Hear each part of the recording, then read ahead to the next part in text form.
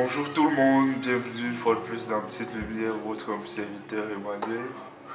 Désolé pour l'attente, mais j'ai appris une petite chose entre temps. On ne mêle pas ses sentiments à l'œuvre de Dieu, donc je prie d'excuser le retard. C'est un nouveau jour qui se lève et comme d'habitude, nous allons voir juste un petit sujet. Nous allons parler de l'humilité. Car comme vous le savez, l'humilité précède la gloire. En fait, c'est ça le sujet du jour. L'humilité précède la gloire. Premièrement, avec Dieu, pour monter, il faut descendre. Je m'explique. Lorsque Dieu veut te positionner, lorsqu'il veut t'élever, il a besoin que tu sois humble d'esprit, il a besoin que tu sois humble de caractère, que tu puisses te rabaisser, pas avoir une condition trop élevée de toi-même, un regard trop élevé de toi, l'ego démesuré.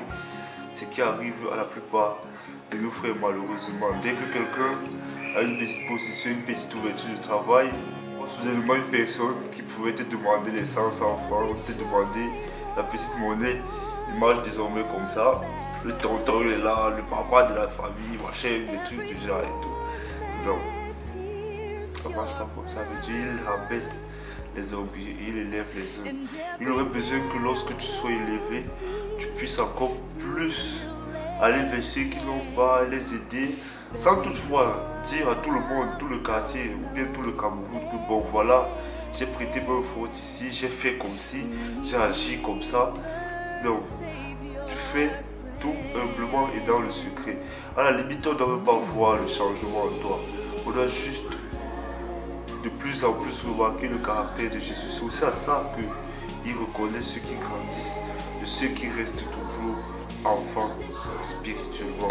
Pourquoi il est dit dans Job 22, verset 29, Dieu secoue celui dont le regard est abattu. Et toujours dans le même sens, au Proverbe 3, verset 34, il se moque des moqueurs, mais il fait grâce aux hommes. Dieu aime ceux qui savent être humbles, qui savent se rabaisser, qui savent ne pas avoir de regard propre sur eux-mêmes, de regard trop élevé sur eux-mêmes. Je ne dis pas que vous ne devez pas avoir de l'assurance, parce que toujours dans la parole de Dieu, il dit le juste a de l'assurance comme le genou. Mais tu ne dois pas dire moi je suis. J'espère qu'on se comprend. Toujours dans cette même lancée, Philippiens 2, verset 3 l'illustre. Il dit, ne faites rien par esprit de parti ou par vaine gloire, mais que l'humilité vous fasse regarder les autres comme étant au-dessus de vous. C'est assez difficile parce que tout le temps on voudrait que ce soit nous qui soyons en admiration. Et la loi de l'Éternel nous demande de faire l'inverse. Tout ceci dit, nous pouvons terminer en disant, humilions-nous donc sous la puissante main de l'Éternel afin qu'il nous élève en temps convenable, comme il est dit dans 1 Pierre 5.